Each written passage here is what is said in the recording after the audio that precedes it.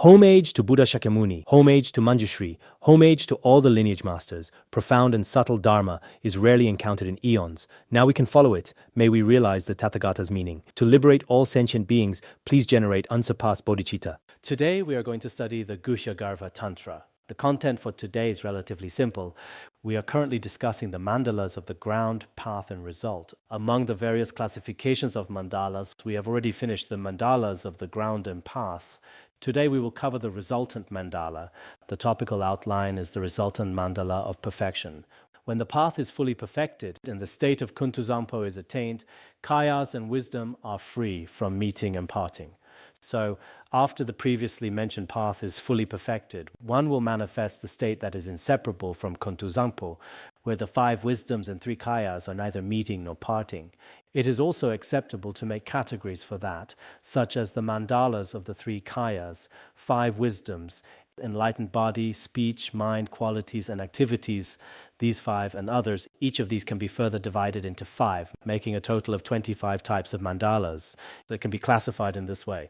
Furthermore, even if mandalas are categorized as 7, all are included in the mandalas of the ground, path, and result. We will discuss this in more detail later. In fact, they are all included in the mandalas of the ground, path, and result.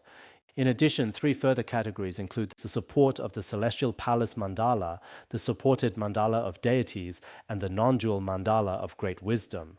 If we divide them into these 3, the support is the celestial palace mandala. The supported is the deity mandala of deities and the mandala of non-dual great wisdom. Take the land of bliss as an example. Its celestial palace or the external vessel world is the support mandala. Buddha Amitabha and his retinue constitute the supported mandala of deities. Their wisdom and natural primordial wisdom constitute the wisdom mandala. The support of the celestial palace mandala in the center, completely surrounded by an array of mandalas in the respective directions as the excellence of the place. Next, we will explain the 5 types of mandalas in connection with the 5 excellences. The celestial palace itself actually carries the meaning of a mandala. This is because a mandala is essentially defined by the surrounding manifestations encircling the central deity. Such a magnificent array is called a mandala. So, with the celestial palace on the outside and the principal deity in the center, from the perspective of the vessel world, it is called the excellence of the place. The supported mandala of deities includes the principal one surrounded by the retinue of deities, who are the fully excellence of teacher and retinue. This refers to both the excellence of the teacher and the retinue. That is to say, when the retinue surrounds the principal teacher, it is called the excellence of the teacher and the retinue. The excellence of the teacher and the retinue is actually described according to the uncommon view of Vajrayana, especially the unsurpassed Tantra.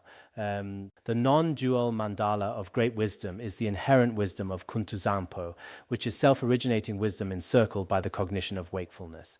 While generally we say the retinue surrounds the teacher, which is the excellence of the teacher or the retinue, from the perspective of our realization, it is the non-dual mandala of great wisdom. As I mentioned earlier, the non-dual mandala of great wisdom is when the cognitions of mindfulness and awareness surround the self-originating primordial wisdom, which is the inherent wisdom Kuntuzangpo, free from the elaborations of the movements of the dualistic mind.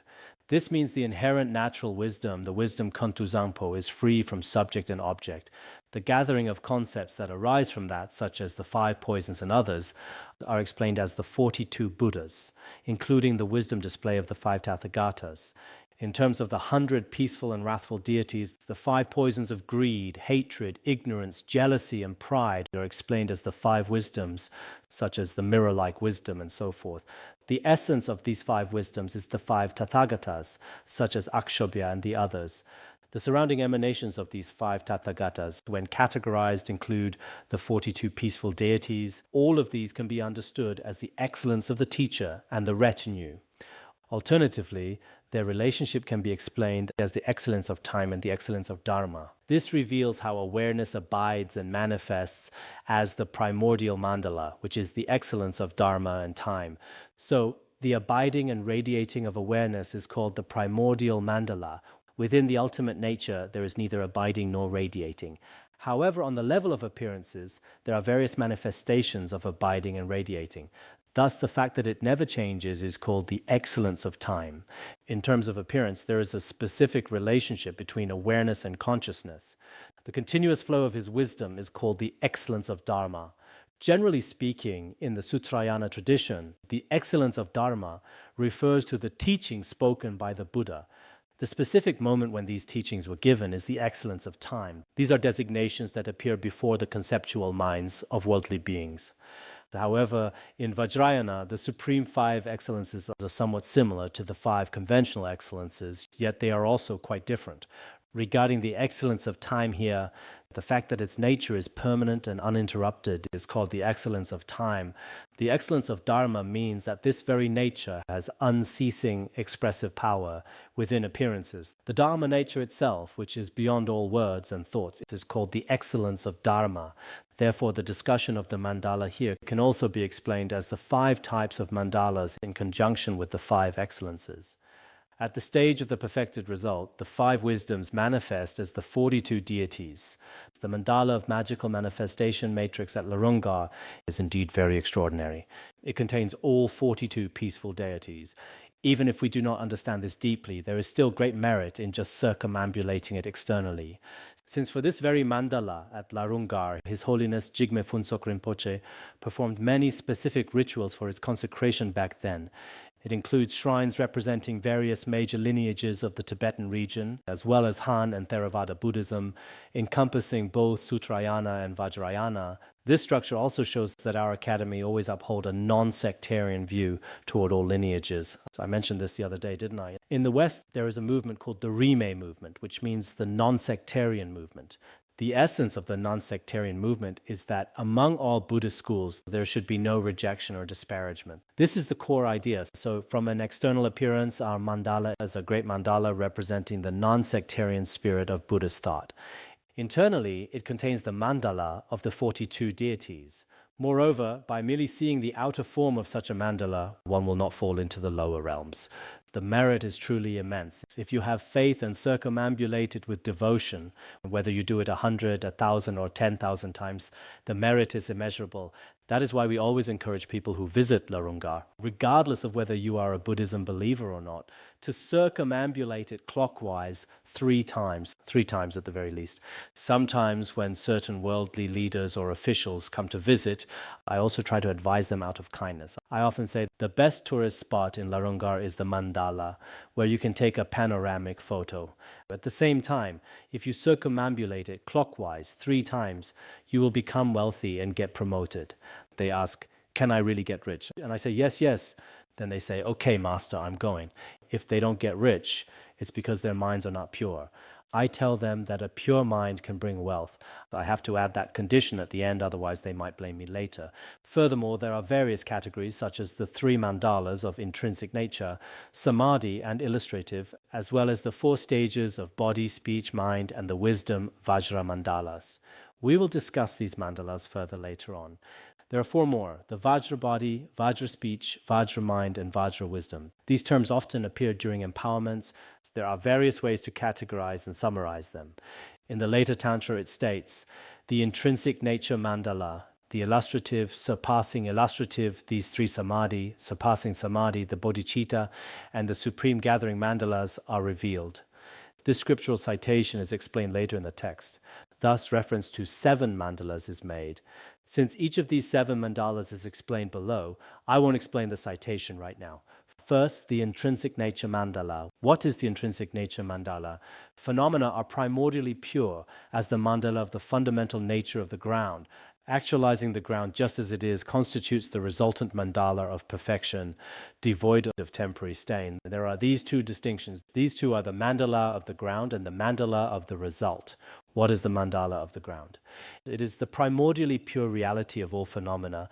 What about the mandala of the result? Although this primordial purity is temporarily obscured, the part that manifests once those stains are removed is called the mandala of the result.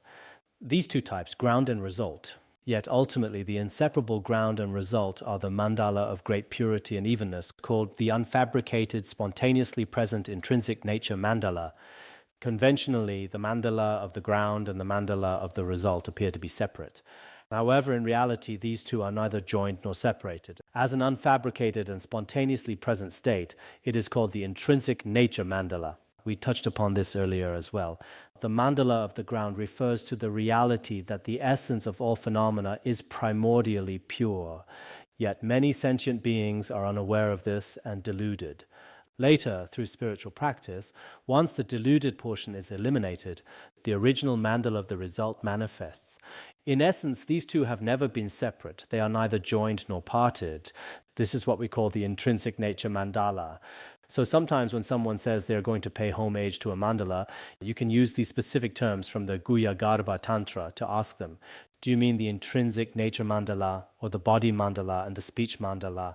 Second, the illustrative mandala. What is the illustrative mandala? All appearances of the impure phenomena of samsara are known as the illustrative mandala. Why is it called the illustrative mandala? Because it is similar in aspect to the pure support and supported, while the nature abides as primordially pure. Everything that appears before ordinary beings, such as pillars, vases, mountains, rivers, and the earth, cars, tall buildings, bridges, and so on, all these impure phenomena, including humans and animals, are called the illustrative mandala. Why is it called the illustrative mandala? Actually, all the features of the support and supported that we see now appear as impure only on a conventional level. In reality, they are pure. We will also discuss the supported and support in the practice section of the Guhya Garbha Tantra. For instance, my conceptual thoughts rely on my physical body, but these two, the supported and the support, will eventually be revealed as the pure realm and the pure deity. Sentient beings currently dwell in this world. In the future, this world will be revealed as the pure celestial palace and realm, while the supported will manifest as the principal deity or wisdom. Everything is like a reflection. In essence, its nature is entirely pure. Therefore, we can even refer to samsaric appearances as mandalas. If I ask, is a teacup a mandala? The answer is yes. What kind of mandala? It is an illustrative mandala. Why is it called the illustrative mandala? Because although what I see appears impure, in reality its nature is pure. Thus, an impure reflection appears before sentient beings. This carries a very profound meaning, and it is known as the illustrative mandala. Third, the surpassing illustrative mandala. Among reflections, is everything just a reflection? For example, a Buddha statue is a reflection, and we humans are also reflections. Does that mean there is no difference between a person and a Buddha statue? There is still a difference, although both are reflections. Among reflections, there are superior ones and inferior ones. It is like when we dream. There are good dreams and bad dreams, and there is still a distinction. Neither has an inherent essence. Both are just appearances. However, even among appearances, there are better or worse ones. That is why it is called the surpassing illustrative mandala. What is the surpassing illustrative mandala? In order to symbolize the pure support and supported, there are representations of the celestial palace, such as with colored sand and the like. Since everything that symbolizes mudra, such as statues, scriptures, stupas, and so forth, surpass that which indicates the characteristics of impure samsara, this is called the surpassing illustrative mandala. This is very important. Some people seem to go a bit too far. If we talk about ultimate emptiness, then everything is empty. If we talk about conventional appearances, then everything appears. But if someone only grasps one point and thinks everything is exactly the same, that is certainly unreasonable. For example, let's look at volunteers in a department. I am a volunteer and you are a volunteer. But among volunteers, there are differences. Some work very hard and make huge contributions. Some might do nothing at all and are volunteers in name only. It is the same with worldly leaders or professionals. I am a school teacher and you are also a school teacher. But one might be excellent, while the other might not only lack that quality, but could even cause great harm. You cannot just say, I'm a teacher and he's a teacher, so we are the same. You cannot say that. So in the world, the surpassing illustrative mandala represents the pure, supported, and support. Students of the mind-only schools sometimes speak of pure dependent nature and impure dependent nature. You should all be clear on this. Pure dependent nature refers to things like pure realms, Buddha statues, and the land of bliss. The supported and support of the land of bliss are called pure dependent nature. Impure dependent nature refers to worldly things like houses and humans. These are called impure dependent nature. Therefore, we also mention the celestial palace made of colored sand. For instance, the appearance of a celestial palace created with colored powders and drawn lines is the form of a mandala. Then there are Buddha statues, scriptures, stupas, and other supports of the three jewels. On the conventional level, these completely surpass worldly objects. Some people among us seem unable to distinguish between what is superior and what is not. For example, stepping over a Buddha statue is a major fault, whether in Sutrayana or Vajrayana. It is completely improper. You cannot treat a Buddha statue and a teacup as if they have the same status or purpose. Doing so would be very foolish. To be honest, regarding Buddha statues, scriptures, and stupas, of course, new lay practitioners might not understand. The other day, a lady came by and she was stepping back and forth over the robes of the monastics. She was even doing it over Buddha statues and stupas as if she were flying over them. People could hardly move fast enough to clear things out of her way. By the time someone shouted, "Whoa!" she had already flown past. Some started reciting for her, while others gave her a fierce glare.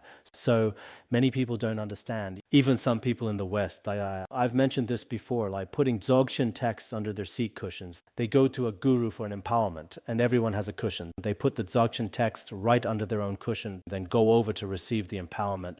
When they come back, they lift the cushion and take the text out. Some even put Buddha statues under their cushions. They just do things like that. A while ago, I heard a story about a person on a train. This person said he was a Buddhist. However, he placed Buddha statues and thangkas on his seat cushion and sat right on top of them. The people around him were terrified and told him not to do that. He replied, "It's fine. It's all the same. This is just cloth. There's no difference sitting here." To be honest, this is a form of ignorance. On the conventional level, as stated here, their merit completely surpasses any ordinary samsaric appearances. Stepping over them or being disrespectful is entirely improper. Therefore, as practitioners, we should avoid being too extreme. Vajrayana is no different in this regard. Showing respect to parents, teachers, and elders is extremely important. Certain Western ideas, including so-called freedom and equality, cannot be applied blindly to Buddhism. In some sense, we are all human and should be treated equally. But in another sense, a Dharma teacher is still your Dharma teacher. You might think, the Dharma teacher is human and so am I. So what if the Dharma teacher is here? He is just the same as me. Maybe my wisdom exceeds his, or maybe I'm a bit taller than him. It's not a matter of height or other physical traits. In this world, we still need to distinguish between different roles. However, regarding the tradition of His Holiness Jigme Phuntsok Rinpoche at our academy, we should show respect where it's due and practice equality where it's appropriate. For example, the distribution of income at the academy is equal for everyone, even for the Dharma masters. When it comes to distributing offerings from chanting, it doesn't matter if you are a Dharma master with hundreds of followers or a newcomer, the amount remains the same. When there is work to be done, everyone participates together. When it is time for chores like sweeping, the Dharma masters and everyone else join in together. But on other occasions, such as during Dharma teachings, it is better to maintain a respectful heart toward the Dharma masters and instructors. Yet respect should not be overdone. The moment some people see a Dharma master, they suddenly drop down to perform full prostrations. Non-Buddhists who see this might develop wrong views. They might think, these people have mental issues. Why act this way just because they saw someone? Upon seeing some Dharma masters or tulkus, they begin performing full prostrations in the mud while weeping uncontrollably. Then non-Buddhists might start filming them. This is not very good either. You should be respectful in your heart. Don't be too arrogant. Nor is it necessary to insist on prostrating whenever you see a Dharma master. It is like when an ancient king arrived and all the ministers had to bow low. Actually, that kind of bowing is not proper. There is no need to keep bowing your head in that extreme way. So everyone should maintain a sense of propriety. Don't be so overly respectful that it becomes unnatural, but don't be too arrogant either. Keep your attitude a bit more flexible. Just be natural. Don't go to extremes. Going too far is also problematic. As Buddhists, we should maintain a sense of rationality. Otherwise, others will view Buddhism as mere superstition. Again, don't be too arrogant. Know how to treat your teachers, Dharma masters, and parents. It's about finding the right balance. The wise know how to keep their balance, while the foolish tend to go overboard. One moment they are overly respectful, the next they are too arrogant. There is a clear difference between the two. Regarding the surpassing illustrative mandala, everyone must show respect to what is sacred. Our holy images and texts, especially those of the secret mantra, should always be treated with the utmost respect. If you are at the point of death and no one else is there to perform rituals for you, having secret mantra texts or a prayer wheel nearby can prevent you from falling into the lower realms. This is liberation through seeing and liberation through hearing. This is truly how we should often view it. So I hope you all show reverence for the Dharma texts. For the purpose of empowerment, accomplishment, offering, and enlightened activity, there are drawings of the surpassing illustrative mandala. Generally speaking, in any empowerment or great accomplishment ceremony in Vajrayana, it is necessary to first create a surpassing illustrative mandala. I will elaborate slightly on the surpassing illustrative mandala here. It includes the preliminary, the actual practice, and completion parts. Regarding the preliminaries, suppose I'm going to give an empowerment today. To give an empowerment, I must first prepare the place where it will be held. For instance, if a great master gives an empowerment at Mount Wutai or in Beijing for tens of thousands of people, we first check whether the location is under human or non-human control. If it's human controlled, you must buy, borrow, or rent it. When empowerments are held abroad, the venue is often booked 2 or 3 months or even 2 or 3 years in advance. The venue should be booked at least 6 months ahead. This applies to human-controlled locations. If the place is controlled by non-humans, certain rituals are required. Even for an empty plot of land, a ritual is needed to formally acquire the space from the non-humans. This is all part of the preliminary stage. Thus, as it mentions here, the earth is to be examined by knowing how to determine the sky, the earth, and the atmosphere. If I'm going to give an empowerment or perform a ritual here, I need to examine the terrain, what we call the feng shui. I must see which of the four activities, pacifying, enriching, magnetizing, or subjugating, I will perform. If I intend to perform the magnetizing activity, the activity of power, what kind of terrain is required? For instance, Larungar is primarily a place for accomplishing magnetizing activities. The terrain and the overall shape of the sky make it a very suitable location for this. A while ago, I visited a cave. I noticed that the terrain there was very suitable for performing subjugating activities. Initially, I thought about practicing certain activities there, but later I didn't have the time. But when I saw the terrain there, the whole landscape was truly terrifying. If one were to stay there, it would be very difficult without a certain level of realization. That place is primarily suited for practicing the Dharma of Vajra Subjugator. So the conditions for every place of practice are different. Generally speaking, for places already blessed by great masters of the past, one usually doesn't need to examine the general feng shui. Some practitioners in our academy care about where the doors and windows are placed, but I feel there's no need to look into those details. In the past, His Holiness Jigme Phuntsok Rinpoche had already reached an agreement with both humans and non-humans regarding the practice sites for everyone at Larunga. So now, whether you open your door to the east, to the west, or to the south, it makes no difference. My kitchen door opens to the east, and anyway, my few small rooms face all different directions, and they all seem perfectly fine. The text says that after examination, if suitable, then permission to use the place is requested from the visible and invisible owners. If you feel the place is suitable, you should request it from visible humans and invisible local deities. In short, first address all visible and invisible beings. I will be giving empowerments and practicing the Dharma here, or I will be building a monastery here and request the land from them. Visualizing the purba to be Pema Kilaya, one stakes the earth and takes possession of it. To truly perform a ceremony there, one relies on Hayagriva, Yamantaka, or other deities, including using purba, the Vajrakila. Actually, in Han region, there are many so-called foundation-laying ceremonies. I've seen in many photos a senior monk holding a round shovel, taking a single scoop of dirt. I noticed that in some cases they don't even recite any scriptures. They just stand there with a few officials. In fact, those formalities aren't important. The most important thing is to recite the scriptures. For a future place of practice or a site for Vajrayana activities to be successful, requesting the ground from the local deities is crucial. I heard that when His Holiness Jigme Phuntsok Rinpoche first arrived at Larongga, he and a few others chanted together here to claim this entire area. From Luo Ruo all the way to Ziking Mountain, these are all the Academy's territories. One visualizes the Vajrakila as the deity Pema Kilaya and inserts it into the ground, thereby taking possession of the site. In this way, one obtains the land as one's own. Then one examines the open-bellied Lord of the Earth. There is a specific ritual for examining this. After the examination, perform the burying, leveling, and plastering. After burying the treasures, make it look as if nothing is there.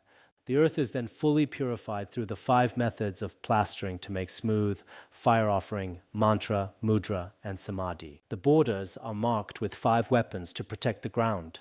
This is like the rituals for conferring precepts or the summer retreat in the Han tradition, where specific ceremonies are performed to mark the boundaries. From the union of the male and female deities, light dissolves into the earth. One can visualize Samantabhadra or Manjushri.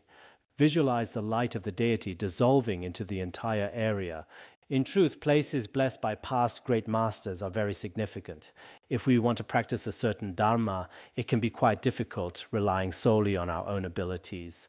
While you can simply find any cave or forest, as the Kalachakra Tantra and some pith instructions from Padmasambhava state, when choosing a place for retreat or practice, the most important factor is one's own state of mind. If you feel that a place is good, thinking I should stay here and establish a Dharma center, then that mindset is vital. However, for some Dharma centers or practice sites, one might feel very comfortable at first, but then gradually you start to feel uneasy. This shows the place is not very suitable. Conversely, in some places you might initially feel unable to stay and face many challenges, but slowly you realize that it is very helpful for your practice. If that is the case, it is best not to leave such a place. It is very important that your mind feels right there. Of course, I am mainly using an empowerment or a major ritual as an example here. One considers that the earth becomes the mandala and possession of the land occurs. Through these 6 stages of activity, the place is rendered suitable for the mandala to be drawn. If you are going to draw a mandala, you must first sort out the site. It is like building a house. A real estate company must get the land ready first, then look for designers and architects to start planning. For a major Vajrayana practice, choosing the location is an essential step. I often think that Larangar is a very special place. Why? Because for so many years, while a very few might have had wavering resolve, the practice of the vast majority has been very solid. In this current age of decadence, where afflictions are so rampant, many monasteries have seen their practitioners drop from 100 to just a dozen. This is an era where practitioners are becoming fewer and fewer. But in certain places like our academy, there really are many practitioners. Today, a reporter asked me, "What is the attraction here?" I said, "It is exceptionally cold in winter. That is the attraction."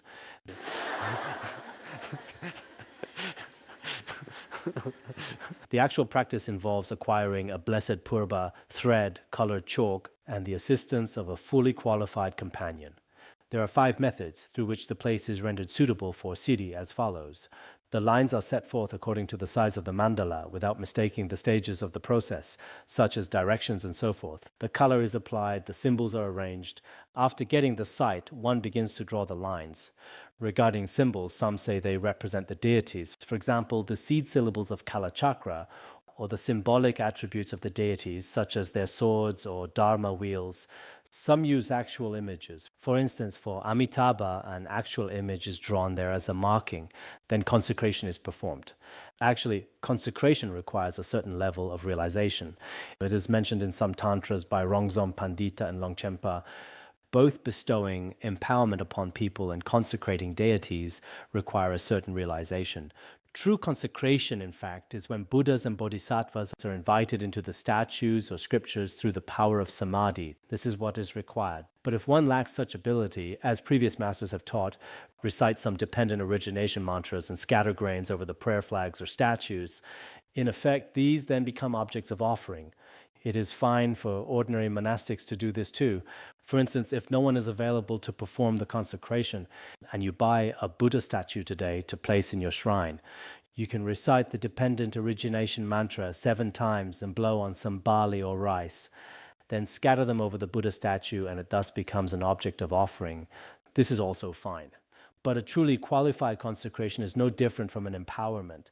The master of consecration still needs to have a certain level of realization.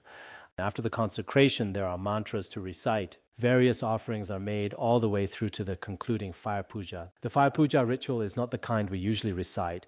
In Vajrayana, there are specific, more elaborate rituals for it. By relying on these 5 methods, the place becomes a foundation for siddhis, the completion, entering such a mandala oneself. For example, if I am to give an empowerment tomorrow, I set up the site and prepare the mandala today. After the mandala is completed, if the empowerment is tomorrow, today I complete all the rituals myself in reliance upon this mandala. I visualize the deity within it, and the deity bestows the empowerment upon me. Generally, the one who bestows empowerment must receive it again from the deity. We will probably start discussing empowerment in a couple of days, on Monday. So empowerment has its mantras and signs. Without these, it is not permitted.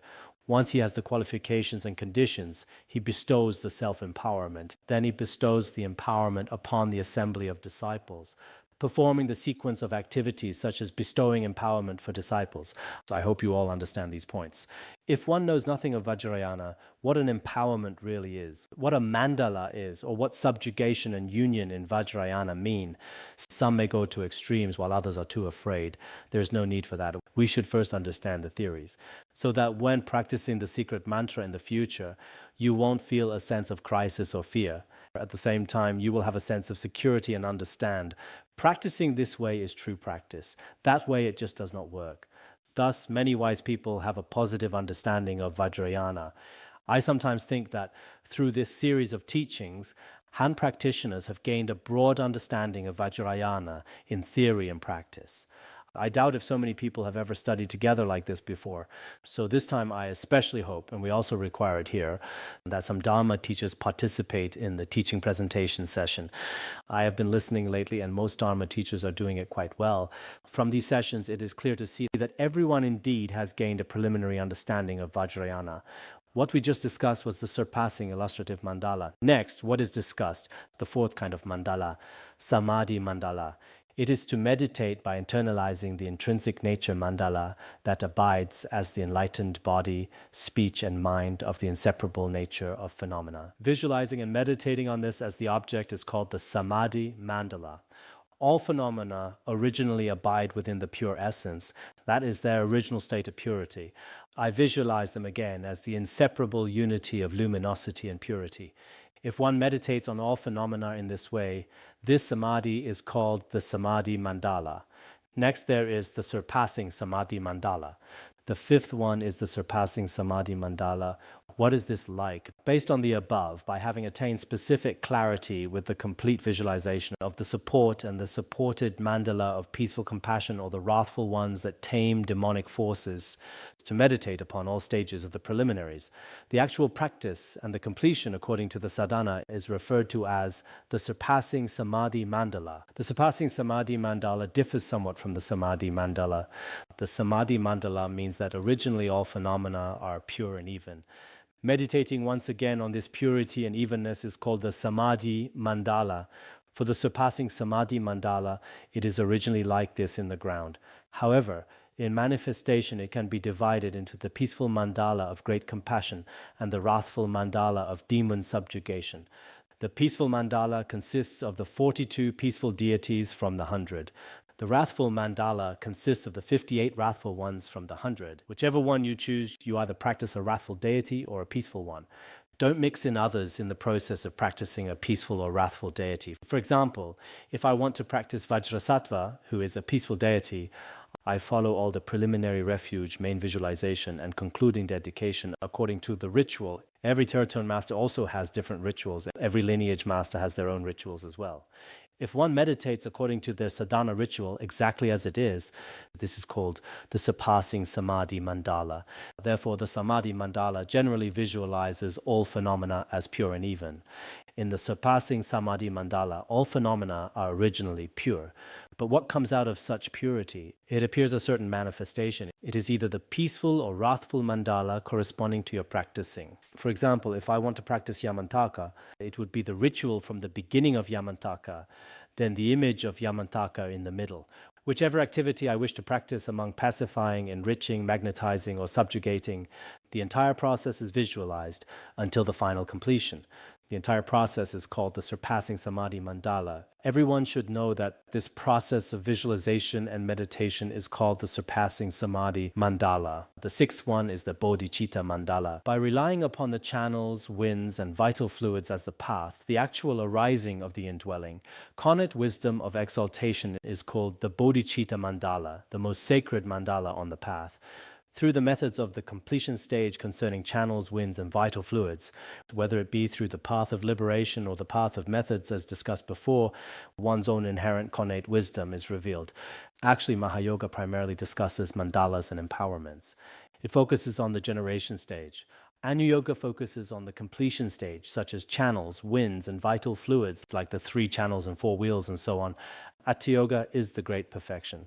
It does not discuss much about the 3 channels and 4 wheels, or the generation and completion stages. It is only about luminosity, recognizing the nature of your own mind. So there are still certain differences among them. Among our practices, the great perfection may be easier to follow. If one has faith, it is more direct and does not require meditating on fluids. Today, I met someone who said, I am practicing with a fluid here, and a fluid here. My guru told me to visualize these three fluids thoroughly. I was very busy, and he just started meditating right in front of me. And then I said, very well, keep up your practice, but I must go now. Some people may lack real pith instructions and just talk nonsense, telling others to practice here and there. In authentic scriptures and treatises, the preceding empowerments and preliminaries must be completed first. Otherwise, you often see Qigong masters today practicing with a fluid here and a fluid there. About 10 years ago, throughout the Han region, Vajrayana practices were misappropriated and promoted as various types of Qigong for people to practice. However, it seems some people did have roots of virtue and began taking refuge in Buddhism then. Many people now, especially young people, take refuge because they encountered the authentic Dharma or Buddhist books. But 10 years ago, most of those who took refuge were Qigong practitioners. So everyone's path to the Dharma is different.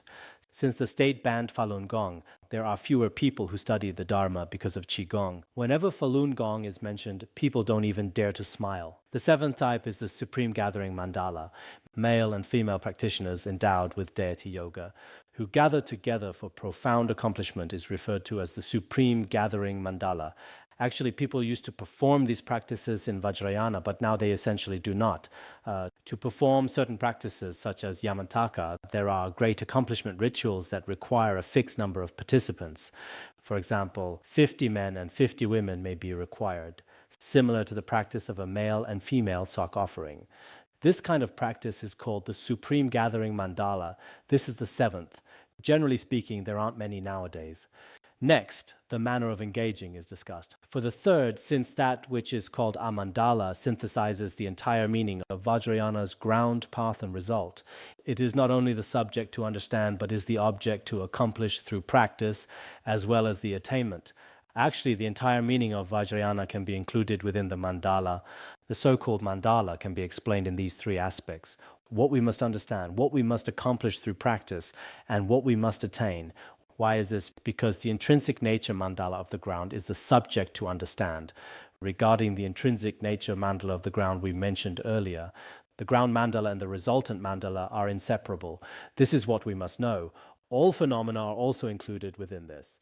The mandala of meditating on the path is the object to accomplish through practice.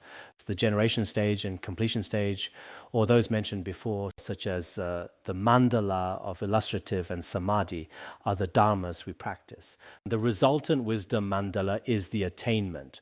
Thus, it can be called the mandala of what is attained, what is accomplished, and what is understood. Furthermore, it is not only understood as an object, but it can also be said to be the nature of what is understood, accomplished, and attained.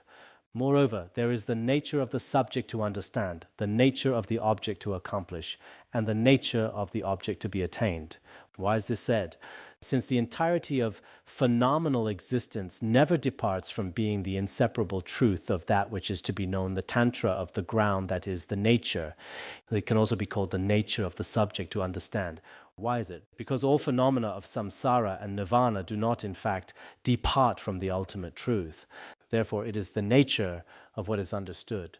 All practice upon the path is the nature of this mandala, which is the object to be accomplished, or the topic itself. So our path of actual practice is within the nature of what is to be accomplished. It can also be called the nature of the dharma to be accomplished. Since the ground and result are inseparable, all appearances that occur during the ground and the path are also ultimately spontaneously present within the nature of the result to be attained. These are specific technical terms in Vajrayana. This is mainly to establish the framework, so there is not much to actually practice. It is enough just to have a general understanding. Relatively speaking, it can be called what is understood, what is attained, and what is accomplished. Not only what is understood, accomplished, and attained, but also the nature of what is understood, the nature of what is accomplished, and the nature of what is attained can also be described this way. Furthermore, from the ultimate perspective, none of these exist. So when we teach the Diamond Sutra or the Prajnaparamita Sutras, everything appears at the relative level, but nothing exists at the ultimate level. These two analyses are also indispensable in Vajrayana. Why does it say they do not exist? On the other hand, there is no subject to understand, no object to accomplish, and nothing to attain. Since the fundamental nature of the inseparable truth of the ground of purity and evenness is free from all speech, thought, and expression, therefore there is nothing to understand through conceptualization, since this transcends the mind. First, from the ultimate perspective, there is no subject to understand. Why is there nothing to be understood? All phenomena are originally even and pure. Within this evenness and purity, there is no way to describe it with language or find it with the mind. Thus, with any way of perceiving or clinging, we cannot find the ground mandala at all. Earlier it was called what is understood. Now, from another perspective, there is no subject to understand. By primordially abiding in the present, it is not necessary to accomplish this through a path. As for the phenomenon of there being something to accomplish, when examined, nothing exists. So there is nothing to accomplish. From the ultimate perspective, it can be called nothing to accomplish. Why? Primordially, purity and evenness are already abiding, so there is nothing to start accomplishing anew.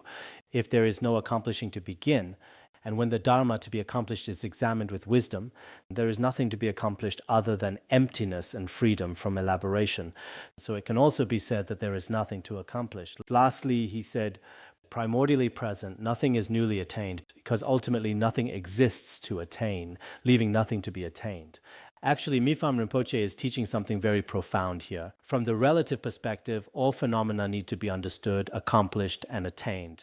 Just like us listening to the secret mantra today, relatively, first we must know what this secret mantra is like. After knowing it, we must accomplish, and after accomplishing, finally the sublime states of the secret mantra are attained. These three processes are what we need right now. The path, resultant, and ground mandalas, all three exist relatively. Then, in the ultimate sense, first, there is nothing to be understood. Everything is originally pure, so there is nothing to be understood. Since there is nothing to be understood, there is nothing to be accomplished either. It is already fully present. So what else is there to accomplish? If it is originally present, what is there to be attained? There is nothing to be attained. So the relationship between these two is very important, not only for this secret mantra, but for any Dharma. When studying the Diamond Sutra before, many practitioners already knew this. After understanding this principle, reading any scripture later seemed especially easy, as if one had already found the key. Because this analytical method of ultimate and relative truths is generally not emphasized in many Buddhist groups in the West or East, except within Tibetan Buddhism. Therefore, they are in a state of confusion, one moment claiming things exist and the next that they do not, or jumping from emptiness to luminosity as if everything were contradictory. But when you understand this principle, I often tell people that it is the same for physicists. Physicists see that a bottle exists in appearance, but in reality it is just subtle molecules and atoms. However, the atoms and molecules of the bottle and the bottle's appearance are not contradictory. Thus, Buddhism must be very advanced. Over 2,500 years ago, the discoveries of quantum mechanics were already explained more thoroughly. This is truly a remarkable thought. Regarding this, I see many practitioners here who used to specialize in these studies. The other day, a practitioner said, I specialize in researching human bones. So you all specialize in researching emptiness. There are many scholars abroad who spend their entire lives researching a single subject. When seen in this context, with a mind that knows the profound meaning of the two truths, according to the conventional designated way that things appear, there is something to accomplish.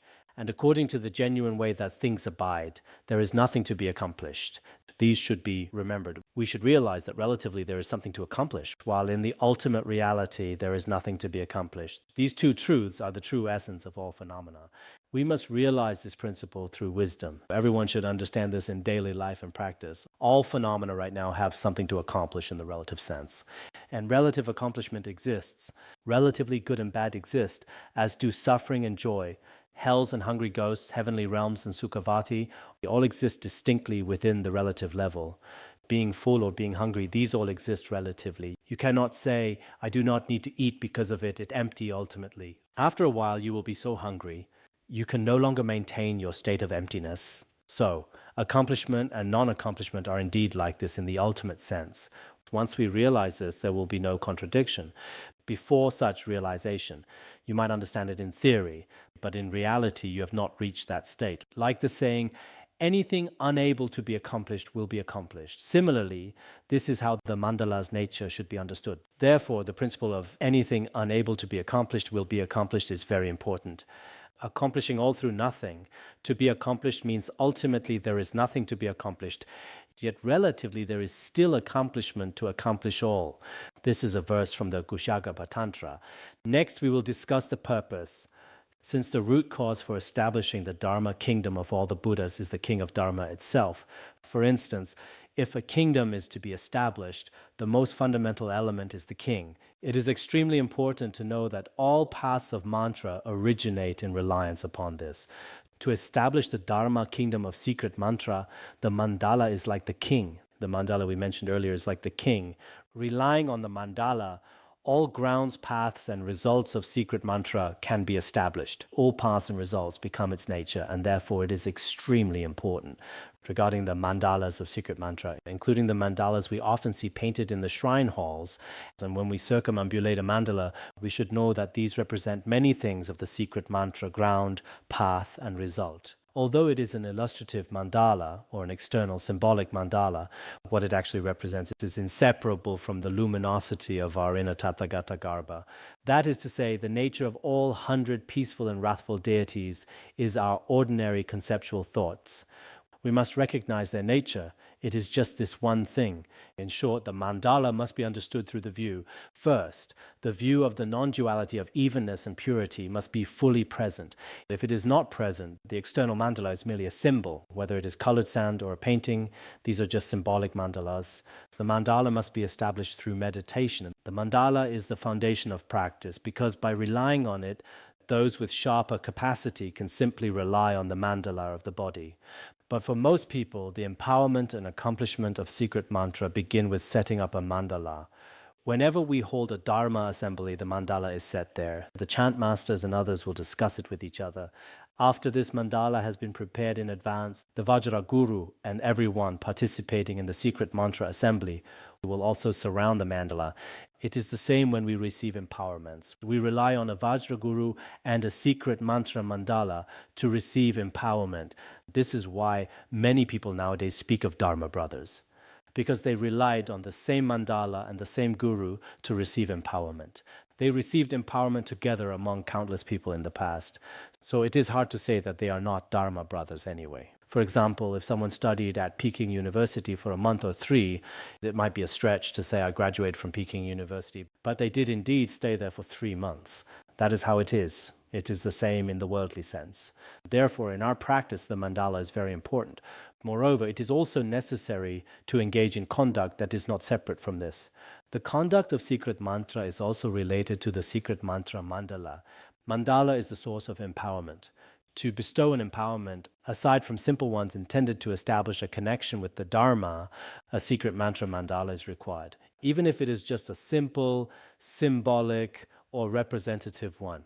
Without such a mandala, empowerment cannot be given, because the Guru himself first empowers himself in reliance upon the deity of the mandala.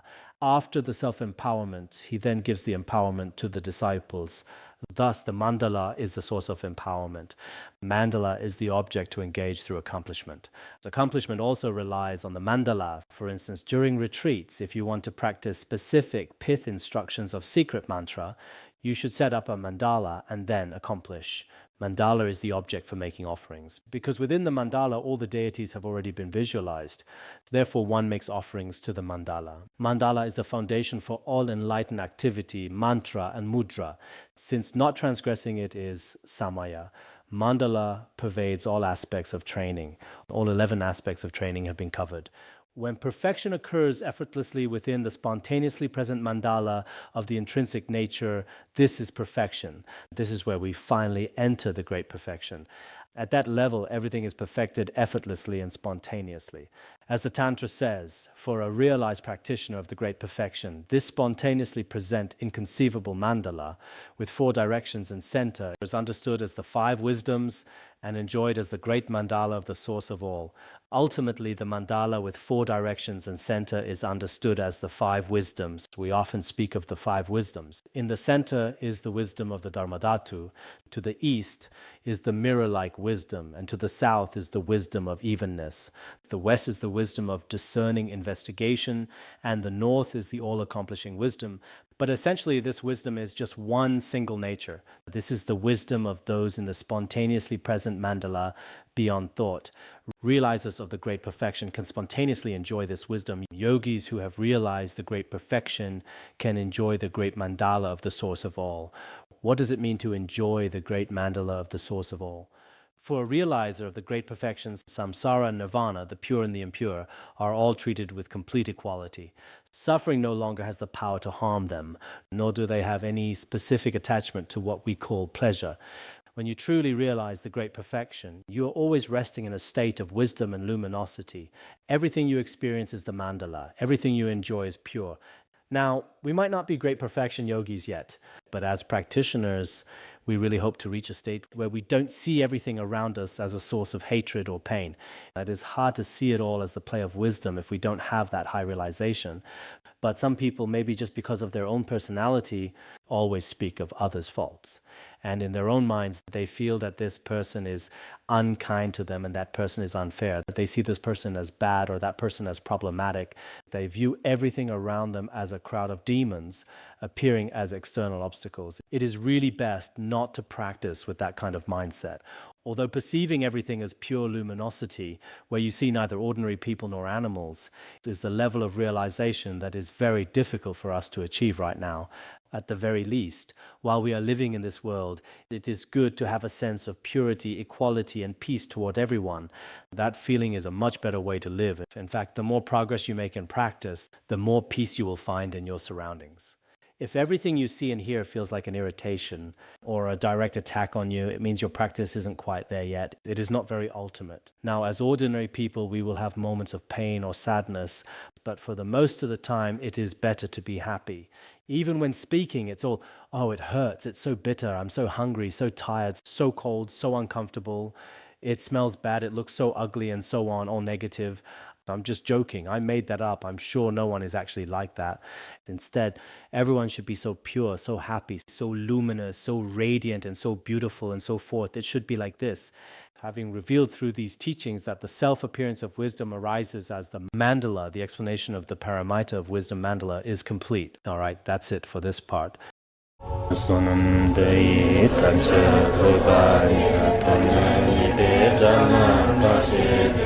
Jirgana jirano chupai Chupun solen droa droa sho Bandangara Badna Sodargye Bandangara Badna Sodargye Bandangara Badna Sodargye